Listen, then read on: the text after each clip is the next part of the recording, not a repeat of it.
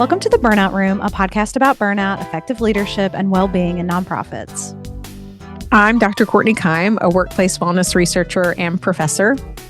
And I'm Sarah Burris, an organizational leader and nonprofit wellness advocate.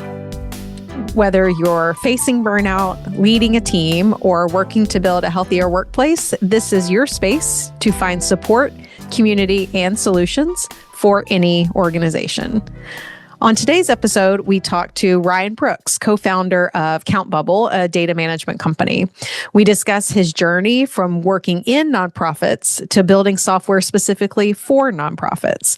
Ryan offers his lessons on empathy in the workplace and building a new business with intention. We hope you enjoy this episode. We're excited to have a conversation with Ryan Brooks on today's episode. Ryan is a co-founder of Countbubble, a data management software built specifically for nonprofit organizations, where he oversees all business and customer-facing operations. Before moving into the tech space, Ryan spent 10 years working in the nonprofit sector, managing everything from data and reporting to budgets and programming. Ryan, welcome to the Burnout Room. I am excited to be here. Thanks for having me. Yeah, we are super excited to talk to you as well, especially around your work with Countbubble. So we'll get into that here in just a minute. But whenever we are interviewing someone, we always like to ask our guests like what they think burnout is. And so before you came on, we asked you about burnout, and this is what you told us. You said, when I think about burnout, I'm in a job that I love, but I'm not motivated or energized by the work. I need a pep talk to do basic tasks. I finish the day down because I didn't do more and I can't get out of that funk. I really like that definition. I think there's a lot of like behavior and feelings in that definition that a lot of people could probably relate to.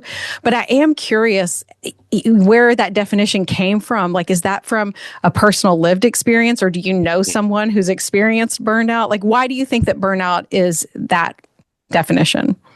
So I think it's a mix. I don't necessarily identify people who I think are experiencing burnout typically, but right now I run a small business, and I support, or I focus on nonprofit organizations, and I feel like running a small business. I do have a co-founder, so I'm not solo.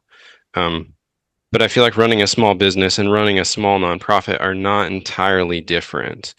And so I feel like even though we're doing different things, I can identify with this idea of feeling a little bit isolated, feeling like overwhelmed, have too much to do, not enough time or even skills sometimes to do all of those things. And that can just kind of weigh on me now in this current role. But I've experienced similar things in the past where the things that I am doing should be things that are rewarding. As a privileged person, I've made many steps along the path to say, this is what I want to do next, or I want to go back to school or whatever. And even in that position where I'm like, this is the thing I said I wanted to do, it's like, wait a minute. This is not the dream I had envisioned, or the glorious set of activities that I might think I'm spending my day-to-day time on. And so it's not an academic definition, but it is sort of, okay, sometimes it is hard for me to just, in this role and sometimes in the past, to just do those things that I know are the right things to do well. Yeah, I really appreciate that you are saying that. Wait a minute, I chose this. Mm-hmm. This is what I thought that I wanted to do. I think a lot of people, especially who get into nonprofit jobs, they are in those jobs because of the service that they are providing, the mission of the organization. They're like, yeah, this is what I set out to do. This is what I hoped that I would be able to do. And now I'm in it. So why am I feeling like down at the end of the day? Why am I not energized? Why am I lacking that sense of motivation? So it's not really an academic definition, but it's really hitting on all the parts of the academic definition of what burnout is. And I think that's something that a lot of people could resonate with, is that feeling of I should be fulfilled, but I'm not fulfilled. And it's interesting to think in this role, running a business, I did sort of step into it hoping to help uh, nonprofits do well with data. It's a business, right? I run a business, but I stepped into it hoping to help nonprofits. Um, and it's any small business or any small nonprofit, it can just be a very slow uphill climb. Um, and you don't always feel that reward that you maybe were hoping for as soon as you wanted to, or maybe as often as you wanted to. Um, that could be a reason for me to struggle on some days. And I don't know if I'm burnout now. I don't think I am, but that can be a reason to struggle on some days to do those tasks, especially the non-preferred tasks, which which you have to do when you're a small team. Um, Yeah. uh, but I th having the patience, and I'm not judging anybody who just can't stick with it forever, because that's not realistic. Having the patience to get through that, it's tough. And I've changed careers many times, as I maybe alluded to, and it's possible. I wasn't reflective about it at the time. It's possible that I stepped in different directions, not knowing that I was getting out of something that wasn't working for me anymore, or I couldn't get motivated to work in that role. It could have just been the role, and I said, "Well, let me just jump to a totally new life." And I've done that a few times. And maybe if I were more aware, more reflective, I could have slowed down if that's possible and said, what is happening right now that I'm saying I gotta totally upend everything and do a totally different thing? Yeah. Although that's even if you're reflective in that moment, you may still decide to jump ship. Like, some people that are experiencing that level of lack of motivation or burnout. I mean, that is what a lot of people do is they leave their job. Could you talk us through a little bit about like just like briefly your story? Like you talk about like jumping careers. Can you say like what those careers were and how you went about those different careers to get to where you are now? Sure. And um, I sometime during college, I decided being a doctor was going to be too much work.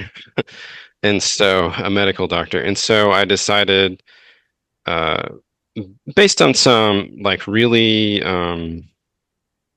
inspiring, passionate, interesting professors I had, it just kind of steered me toward the nonprofit sector. People who I just admired and kind of worked me toward that. And so I did. My first job, professional job, I guess you'd say, was at a small nonprofit in the Bronx, multi-service organization. Um, and I got to do great stuff there. It was a small, growing organization, and my boss really trusted me. It was an amazing experience, and she let me do some interesting work that I probably had no business doing to help the organization grow. But it was a great experience. But at some point, I decided to leave and go back to school to study sociology. And my thinking at the time was, okay, I work in the Bronx where there's so many economic challenges here. Why don't I go study sociology to understand causes and consequences of poverty? And maybe I can come back to the nonprofit sector and be more useful.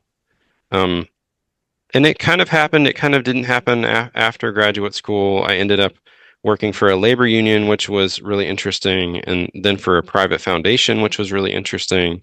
And I worked for that private foundation for about 5 years. Um, and while I was there, that's when I got this bug, I guess you'd say, to start a software company. It was really just we had a data problem, and I was like, why can no one out there solve our data problem? Why don't I just do it myself? And that sounds very flippant. It was a super long process to why don't I just solve it myself? But that's how I evolved into some person who wanted to do nonprofity work to someone who runs a little software company and doesn't not only do I not code, which I thought I would be, but I do all of our business stuff, sales and marketing and customer support, which coming into this, I really didn't think I was going to do. So here we are. Yeah, pretty far removed from sociology, maybe, but you're still using some of those sociology principles and that business marketing stuff a little. Uh, uh, let's say Sure. okay. Okay. It all went into the toolbox, it's Yeah. just a part of the skill set at this You have point. to write a lot in sociology. I guess that helps. Yeah. I really resonate with your story. I think that it's really cool that you essentially were in a nonprofit sector, saw a need for something. You're like, nobody is fulfilling this need. I'm going to do it. And so I wanted to give you just a little bit of an opportunity to talk about Countbubble and what you're doing at Countbubble and how your time spent in the nonprofit sector really like informed the way that you run your business, which is, you're running a software business for nonprofits to use. Can you talk a little bit Sure. about that? Yeah, thanks. So my roles in the nonprofit sector were data focused, if you want to say that. Particularly in my last nonprofit role at a foundation, I helped the organizations we funded collect metrics, and we use that data to try to sort of identify effective practices for the work we were trying to do as a foundation, which was to help families with children stay stable in their housing so that ultimately the kids wouldn't have to deal with moving schools constantly because of housing problems. So I was a data person primarily. Did some other things, but that data role um, was really what led me down this path. And one of the challenge we had that so many nonprofits have is that data software for most nonprofits is expensive. You can use Excel or spreadsheets, which are wonderful until they're not. It's like it's too much. It's great. It's great. It's great. Oh, it's too much. I have 19 spreadsheets. How do I write this Oh my report or gosh. compile this data? That is so Um, relatable. If you could see my tabs right now, you would scoff at me. and there are people who are incredible at Excel who can thread all that stuff together and make it work. But most of us, including definitely me, are not that person. And so go write software, right? So that problem though led me down this path to say, okay, there's nothing out there that can solve our problem that we can afford. Is it possible that that thing could exist and help nonprofits just do better with their data? I don't think we're trying to do anything magical. We're not trying to, you know, like uplift all nonprofits or raise $1 trillion or whatever. Like, it's not a grand vision. It's a lot of small nonprofits are out there and exist, and they need data software. And we can provide affordable, useful data software to many of them, not all of them. It's not a fit for everybody.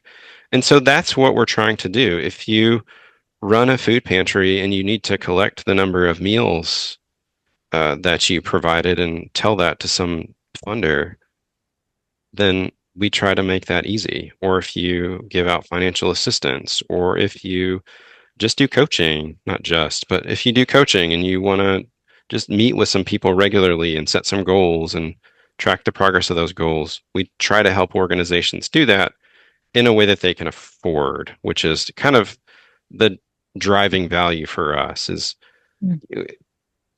can nonprofits actually access the software we're creating? If they can't, if it's too much, then we've sort of veered far away from our founding ideas. Yeah, it seems like your time working in nonprofits not only gave you insight into this like share of the market that you could fill with this software, but it also gave you a real fundamental understanding of the financial constraints that nonprofits often find themselves in.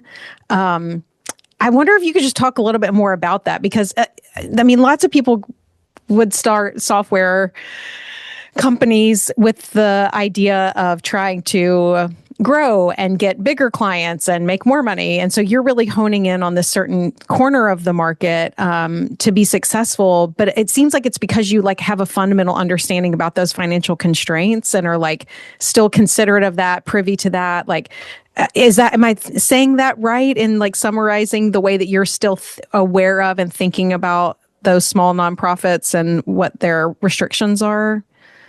Yeah, yes, I think we did start the company with this idea of this was a problem that we had, affordable software that did the job, and we continue to focus on that.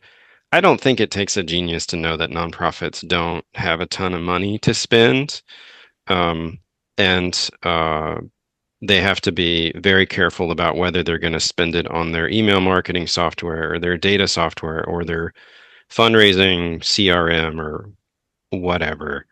Um, uh, and so, sure, we'd love to grow. Sure, we'd love to have bigger customers when that time is right, or when they just say, okay, this is a fit. But it really is the priority that if if our software is accessible to organizations because they can afford it, and it makes their lives better somehow because they don't have to spend so much time fussing with all those spreadsheets, then we've done something good. Um, and helped smaller organizations in particular kind of catch up a little bit with bigger organizations that already have specialized staff and sophisticated systems and just more bandwidth to do all of those things. And my time in the nonprofit sector certainly drove me into this type of work and made me aware of it. But I have to say, I started the software itself with a bunch of preconceived notions about what would be useful. And then I talked to people, customers and potential customers, and they tell me so many things, so many blind spots that I had and have about how to make it better and more useful for folks. Um, and so I continue every day, week, whatever, to learn, okay, how can we do better for folks, and make this thing more useful, so that it's worth their $15 a month or whatever amount they pay us. And that's pretty important to us to make it worth it to them. Yeah, I think that's really fantastic. I mean, the fact that you said that it's a priority for you to ensure that it's accessible because it makes a nonprofit staff person's life better is pretty phenomenal to me as a nonprofit staff person, because I know that by making my job more efficient, I'm able to serve more people in my community. So, like, in some ways, you are assisting those nonprofits in making healthier, stronger communities. So, I think that's absolutely fantastic. Um, I'd like to talk a little bit more about maybe some of the skills and experiences from your time in the nonprofit sector that you were able to use to kind of push yourself out into a more corporate space. Because I do think that the way that we operate in nonprofits is a bit different. Did you find it difficult to move from a nonprofit space into a corporate space? Like, I'm just curious about that.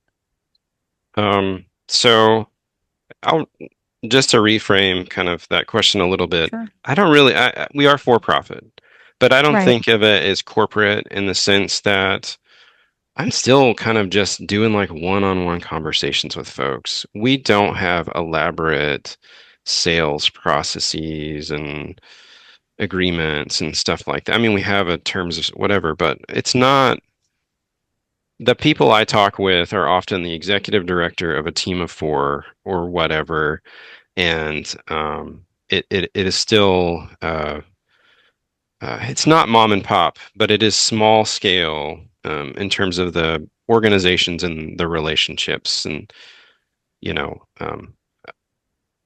I'll email someone to just check in on them, kind of thing. Not so massive. I think the things that I try to lead with that I think the nonprofit sector maybe taught me is I really do try to lead with some sort of empathy about the the challenges of a person and what they're experiencing with data or just in general, because it's hard to run a small nonprofit. And that can be with a late payment or a missed meeting or the third time I need to explain a feature to somebody, that's probably my fault anyway. Try to lead with some empathy, and just an understanding that the so many of our customers, not only do they have all those Excel spreadsheets, they also have, because funding challenges make it like this, they also have 5 other systems they have to enter data in.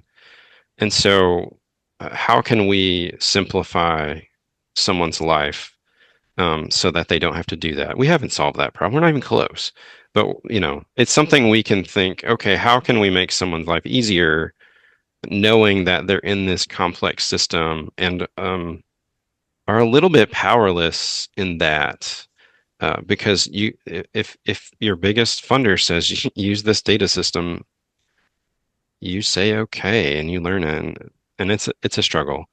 The nonprofit sector did not prepare me for, just because of my particular roles, for doing marketing. I'm just how to craft that message and how to engage with people and how to do social media, which is like the thing that I don't love. Yeah. Kudos to the people doing social media, because it sure is not me. Yeah, it's Yeah. it's a grind. Yeah. Uh, but in any interaction, I feel like I can, at least from afar, understand uh, w- the challenges people deal with day to day. Even if I never did that job or worked in that type of organization, I sort of get it and can present that, not as an expert, but just as sort of a, okay, I'm with you sort of person. Yeah. I uh, you said something about being empathetic in your communication with others, and especially being empathetic with these nonprofit leaders with what they're dealing with, and being clear in your communication.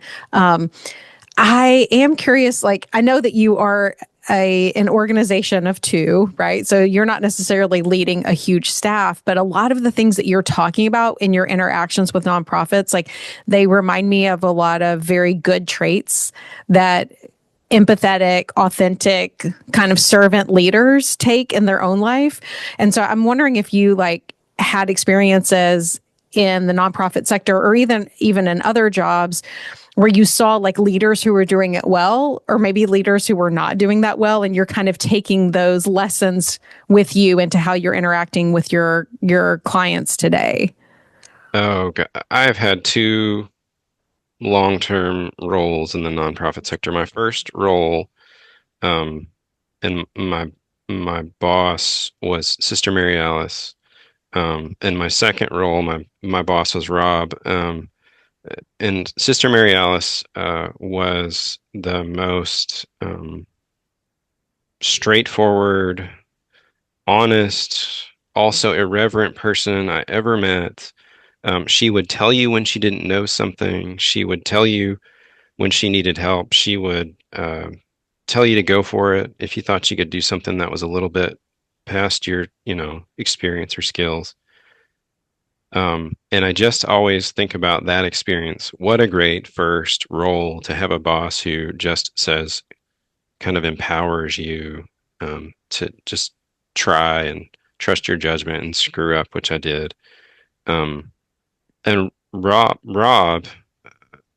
at at my job at a foundation, really shifted how I think about and how I think foundations think about their roles, is because Rob was very much like, we are, yes, we have them. I'm putting words in his mouth that he didn't exactly say. So we are the organization that is writing the check, but we are really in service of this bigger goal of helping kids be stable in school. And we are not the experts in this work. The experts in this work are the organizations we are funding. Um, Having never been in a foundation, I just would not have known, and would not have embraced that mindset of like, look, we're here to be helpful. Um, but we don't know everything. And so we will work together with you, but you know, we we'll do our best to support you, and that's the best, we can do. Um, and that was just really refreshing to me. And also, Rob, this is just who he was, is uh, he was very much about when something went wrong, not focusing on the person who might have made a bad decision or the thing that went wrong or the whatever. He always said, let's not focus on the problem, let's focus on the solution. In this very just positive, forward moving, like, okay, it something bad happened, but let's not get mad at somebody. Let's not get mad at ourselves if it was me who screwed up. Let's just move forward and figure out how to do the next thing a little bit better. And that is something I will always take with me, is this idea of not the problem but the solution. Because again, I think it changed the way I think as a sort of self-critical person who is perfectly happy to bounce that back at other people if I'm not in check. So I feel like that was just very valuable for me. Yeah, that sounds like two really impactful leaders that gave like really positive lessons. So yeah, thanks for sharing that. Yeah. Yeah, it sounds like psychological safety. Like you had Yeah. some psychological Mhm. safety with Rob, Oh yeah, definitely. which is absolutely fantastic. And what we think that all nonprofit leaders should be cultivating in their organizations is that safety for folks to make mistakes and not feel like it is the end of the universe when a mistake happens. Like something has happened, we are going to move past it and move into the future in a more positive way. I think that's Yeah. fantastic. Um,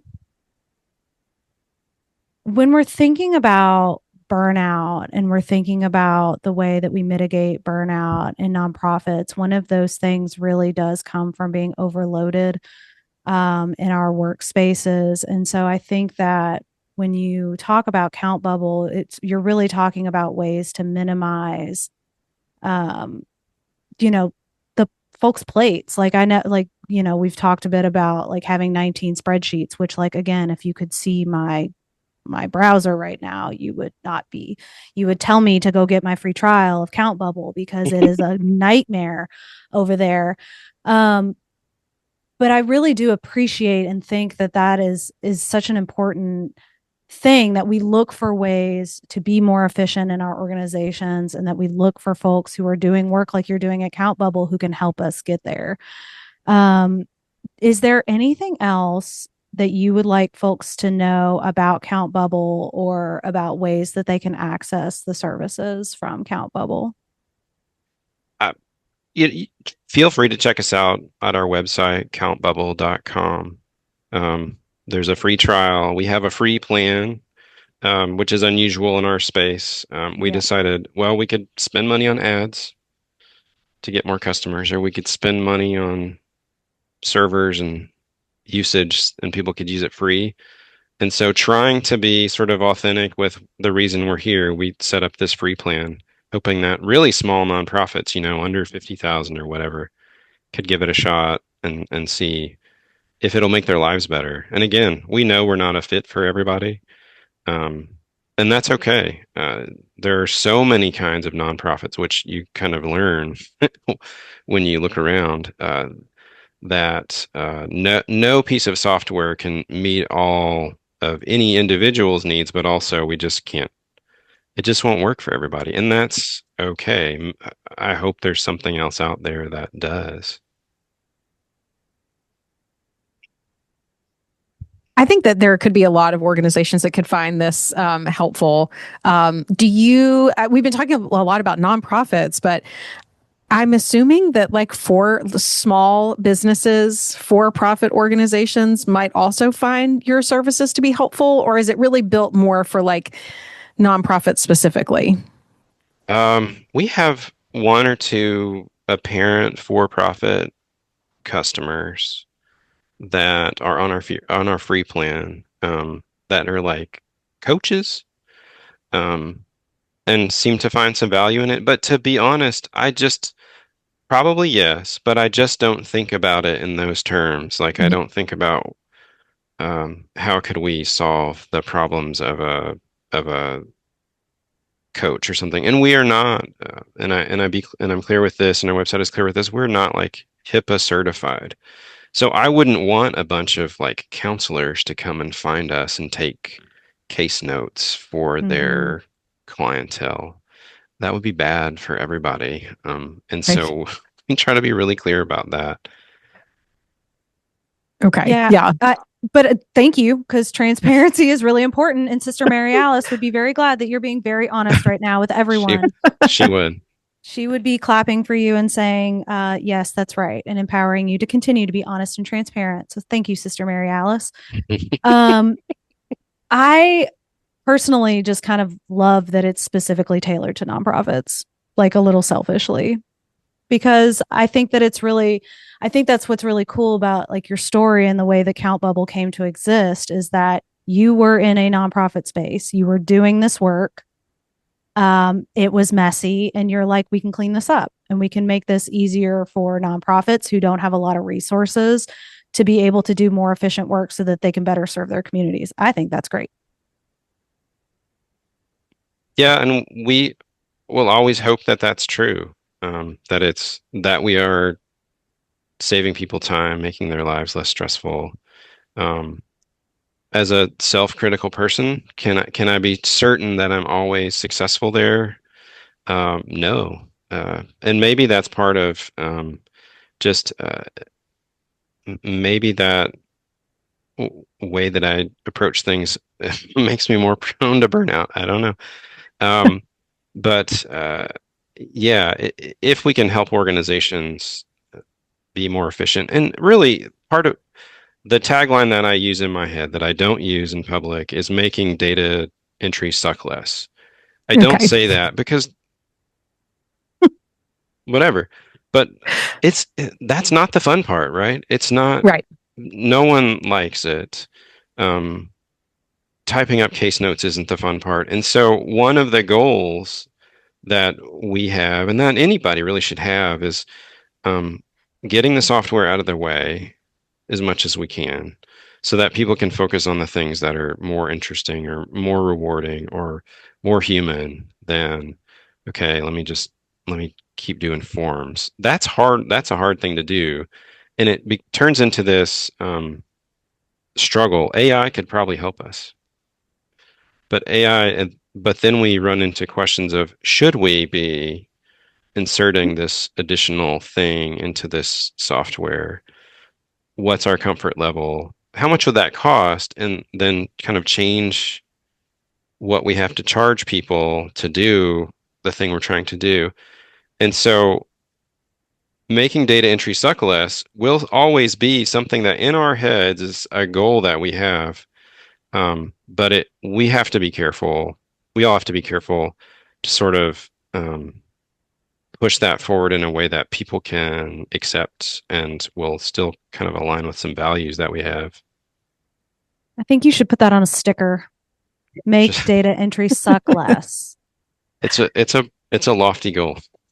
Right. Yeah. It can be. I mean, as a bona fide data nerd myself, even those of us who are data nerds don't necessarily love the part of our jobs that is like data entry or data analytics or, even the best person in Excel can't really, especially if you're working in a nonprofit, maybe you have that skill, but like you're there for the mission, you're there to service the people, you're there to provide whatever you're providing for the people that need the help. And so I think it's a really great goal to try to help those people get focused more on their mission. And then, to have this data entry become something that is not just like the bane of their existence. I am a little curious only because you mentioned it. So I did want to just ask a follow-up question about, the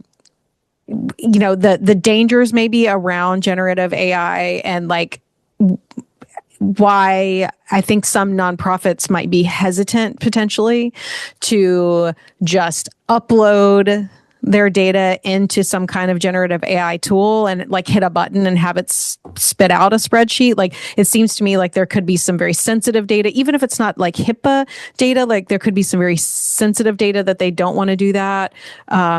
There's maybe some distrust in whether or not that information that would come back out would be accurate.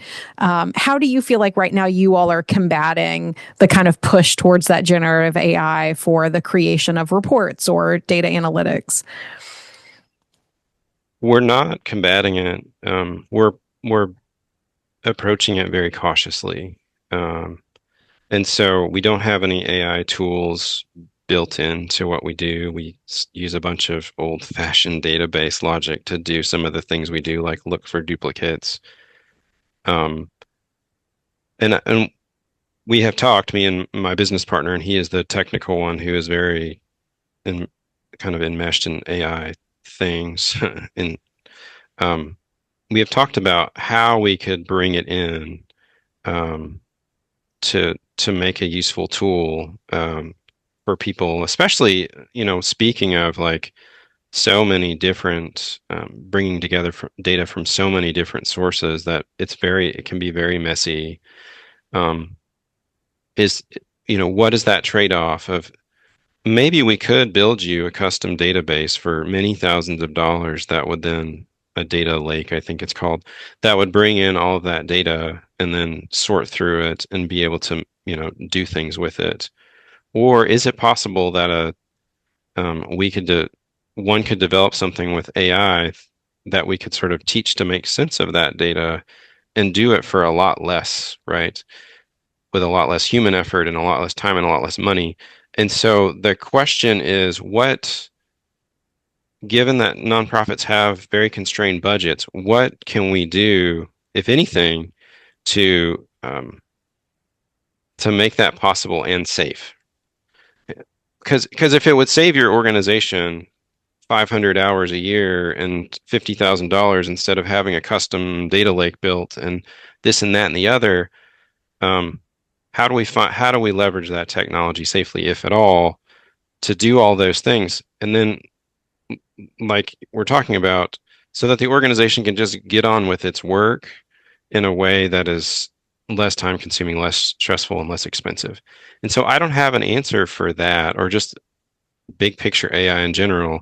I don't put personal stuff in it myself, but there are probably ways to de-identify data and line it up such that we could trust it enough to use it as a tool. But again, we don't have it because we haven't found that right spot.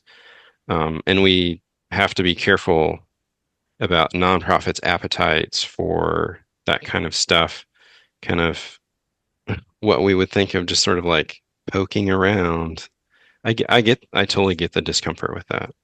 Yeah, I'm loving that you have yourself with your sociology background, and then you have your co-founder that has more of that, maybe the coding, computer science background. It sounds like that's the kind of organization that I want to work with, is somebody who is having these kind of like deep critical thoughts about processes and not saying like, no, we won't use AI in some kind of way potentially, but let's make sure that it's the using it the right way, that it's using it ethically, that it is something that it's meeting the needs of the clients that you have.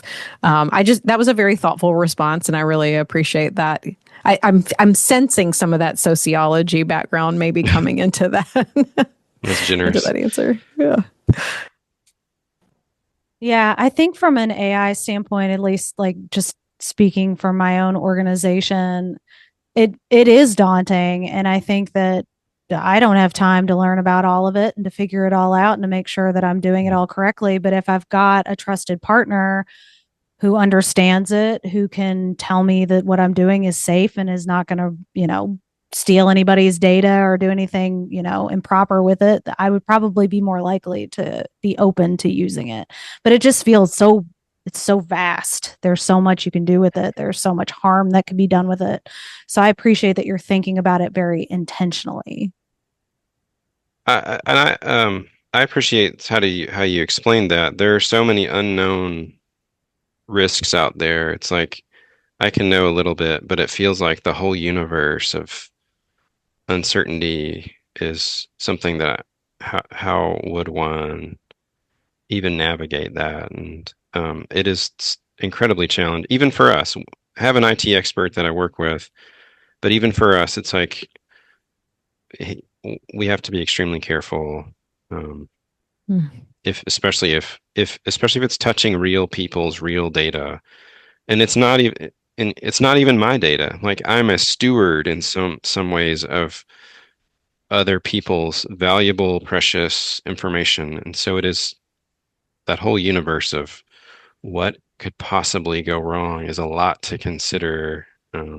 Even when you have an expert, as much of an expert as you can on the team. Yeah, it's it's a lot of big question marks. Yeah. Well, so I'm thinking about your journey and I'm thinking about kind of from where you started with your nonprofit in the Bronx to where you are now with Countbubble. I'm wondering if you have any advice that you would want to give other folks who may be in similar situations, other entrepreneurs who are maybe coming from the nonprofit space who want to branch out and grow a business like yours. Gosh, that's a long list of things that mm, I didn't know before I started. Um, I would, if I were to sort of recommend one or two things to someone making a major career change to start a small business, um, it helps a ton, and it has helped me a ton to have a partner. Um, I started out not trying to do it all on my own, and just having someone to talk to who is on board and on the team and uh, has ideas and their own um, sort of things that they'll want to push for that aren't just mine because I'm not always right. That's really helpful. Um, uh, Starting solo, a lot of people do that and they do great and they're good at it. I wouldn't have lasted super long just on my own. I needed that support. And the other thing that I will say, it still gets me today, is I've read so many marketing books and so many sales books, and there's like infinite advice about how to do these things. And it can be overwhelming. And your apparent checklist of all the stuff you have to do to be this perfect whatever founder, business owner, whatever, it's a lot. And so what I try to do, and I don't do it as well as I could, but what I try to do is just find one thing that works well and also find the things within that. So thinking about marketing, find the activities within that I can do and won't make me miserable, right? And so the best advice might be to post on social media every single day, and that's how you grow your business and get it. But if I can't do that, if that's going to take 3 hours of my morning because have so much struggle to just know what to say and just be able to click it and put myself out there, then it's not really valuable, I don't think. And so, narrow the focus of what you're trying to do to maybe one perspective on what marketing should be, and also narrow in on those things that you feel like you can do well and comfortably, um, so that you can continue to move forward.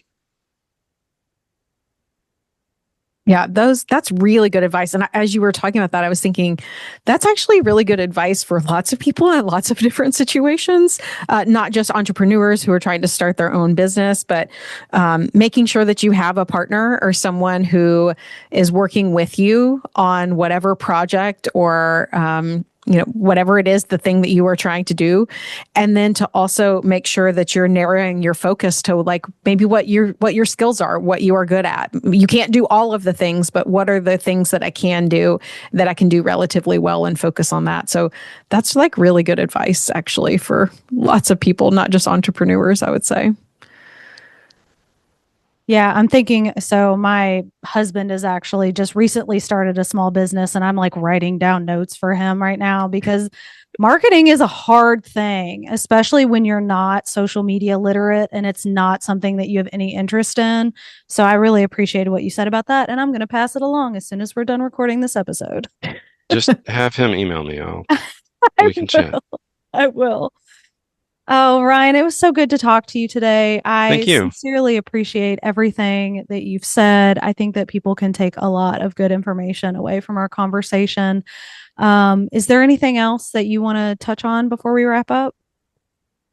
I would just say, I,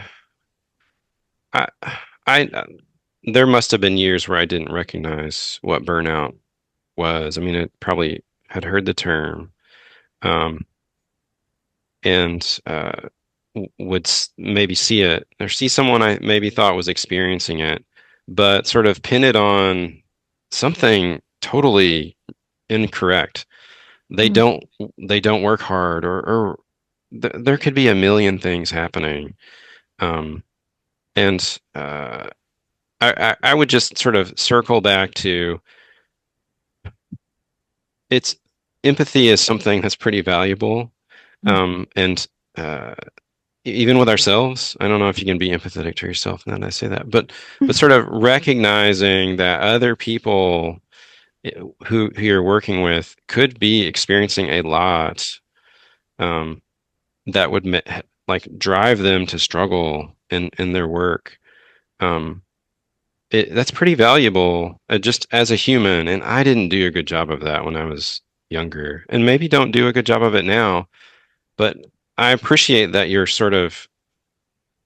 raising this, elevating this as something that people can, um, experience, and they're good people, and we can identify it, and we can sort of respond to it well. So thank you, for doing that. It's been valuable to me, and I think it'll be valuable to so many others. Oh my gosh. Thank you so much for saying that, Ryan. That's really, really nice to hear. Sarah and I are obviously passionate about doing this work. So that's what we hope to, is that other people are able to recognize burnout and to be able to prevent it from happening, or when it does happen, to be able to deal with it and cope with it. So yeah, thank you so much for being on the podcast today. This was a great conversation. We appreciate it. Thanks. Thank you, Ryan. Courtney, what a great conversation with Ryan. Yeah, I really appreciated his viewpoint. I feel like I was pressing him a little bit on like how awesome he is to have a background in sociology. Like, I just think that is so cool. But yeah, I mean, just to have all of this experience working in nonprofits and to see a need and then to be able to say like, I can fulfill that need. Like, what a cool idea. And to go with that idea and put some effort behind it a lot of effort. I'm sure it was a lot of effort to like turn that idea into the reality of a software company that can fill Absolutely. that need. Yeah, just a very like unusual career path and producing something that I think a lot of nonprofits would find very helpful. Well, and I appreciated that ethos really is, I'm doing this for nonprofits. Like, we even asked, can other people use this? And he was like, yeah, but also we built this for nonprofits. Like, it just, if you're not in the sector, if you're not working in the nonprofit sector, you may just not realize how efficiency really matters in what we're doing. Because the more time we're spending in those 19 spreadsheets, the less time we have to do the frontline work that we need to be doing. So just him identifying that was an issue that he was running into, going out, building a business and targeting it directly to small nonprofits is amazing. I really love it.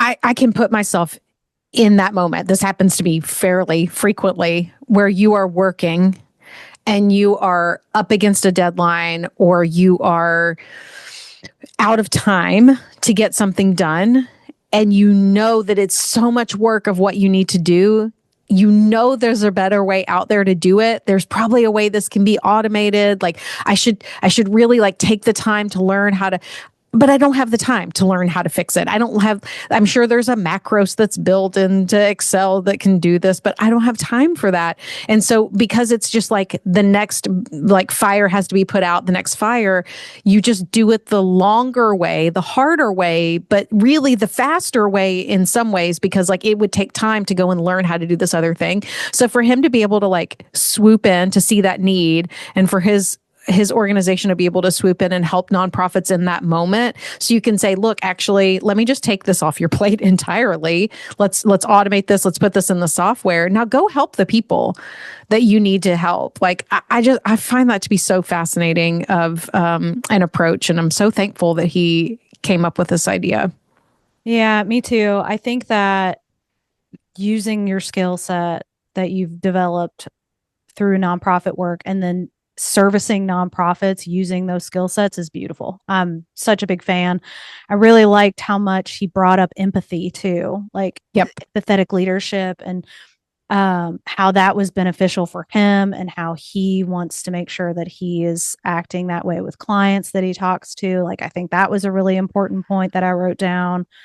And just like it being their priority, that they make it accessible to nonprofits too. Because like you mentioned during the interview, like you could go out here and make like a ton of money with corporations if that's what you focused on. And it just didn't sound like that was a priority for them.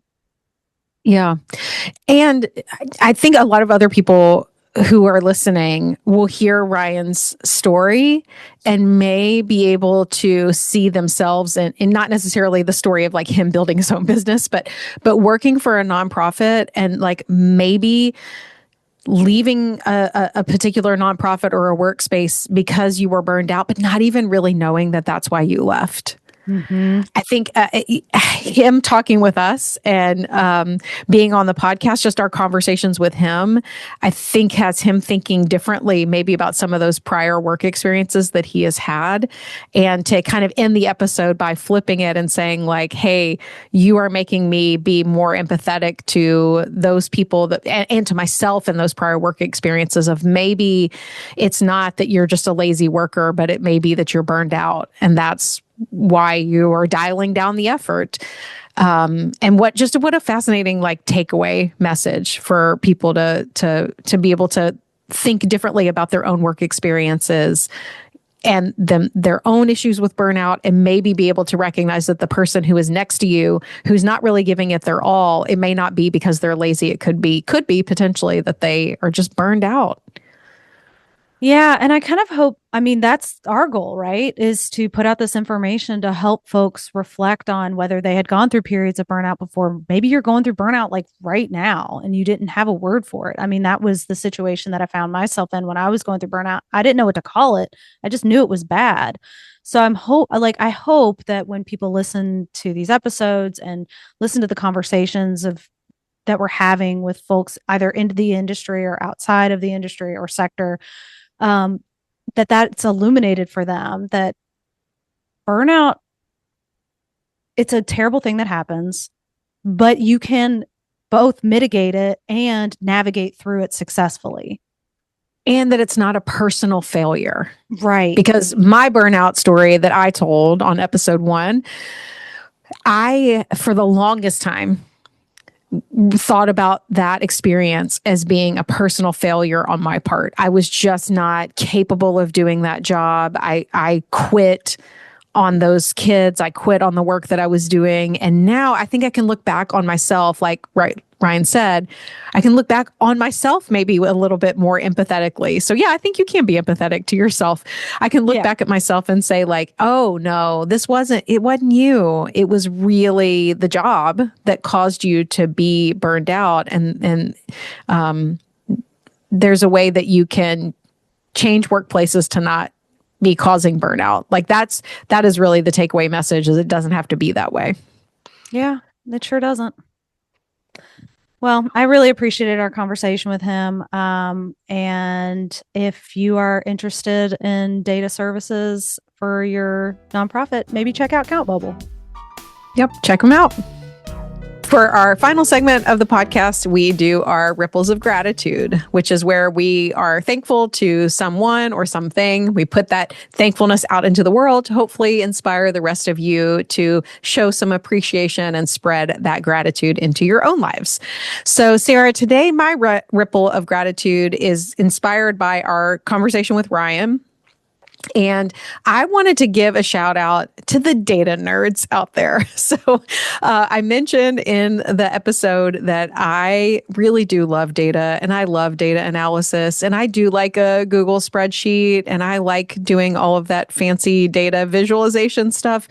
But I also recognize that not everyone is like that. So for, the people who are out there doing that data work, even if it's not something that you necessarily enjoy, but you are doing it because it's meeting a mission or it's helping the people out in your organization. Yes, just thank you to the people with their multiple spreadsheets and doing all of that really hard, difficult work that it doesn't always get a lot of immediate fulfillment or joy. And certainly not a lot of people that are necessarily thanking you for that data work. But, the data work is often really important for organizations to know this information, to be able to ask really important questions. So it's necessary work. And thank you for doing that necessary kind of tedious work, all of my fellow data nerds.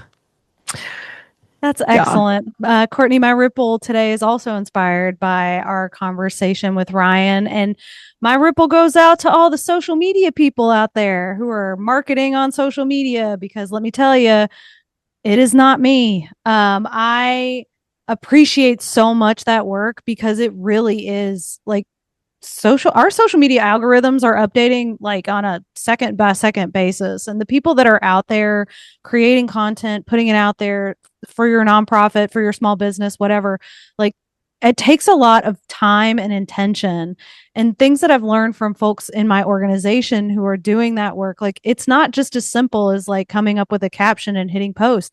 There is a lot that goes behind creating social media posts for marketing. And so just I have so many kudos and appreciations to those folks who are doing that work, because it simply could not be me. I am terrible at social media. So thank you all to the folks that are doing that work, because it's just incredibly important getting our messaging out there in that way, because that's how people are seeing the world.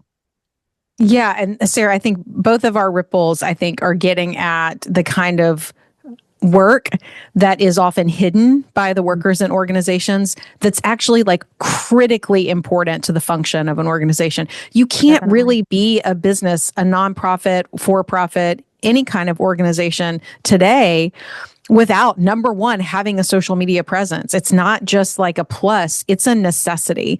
And you also have to be collecting data and doing something with that data to make important organizational decisions. So yeah, this is really a shout out both of us are giving to the folks who are doing that kind of often unseen labor in organizations. Yes, absolutely. So our ripples go out today to all of the data nerds and all of the social media folks out there. Thank you for your work. The Burnout Room is sponsored by the Kentucky Psychological Foundation. If you'd like to help support our work bringing free mental health resources to Kentucky nonprofits, please consider donating at kentuckypsychologicalfoundation.org. A huge thanks to our producer, Sophia Schindler, for her amazing work, and to my dad, Mike Russell, for our music. And to all of our listeners, thank you for tuning in and being a part of this community. Don't forget to rate, review, and subscribe so you never miss an episode. And feel free to leave a comment about topics that would be most helpful for you and your organization. We will see you next time. Bad timing for my nose to be running all the freaking time. Stop it, nose. I looked like my grandmother in church during your class because I had to pull this ratty tissue out of my pocket because my nose was running everywhere. You would have looked like a grandma if you actually pulled out a handkerchief. I mean, if I had a Werther's right now, I'd eat a Werther's. That's just how old. That's how old I am getting by the second. Oh, that's so good.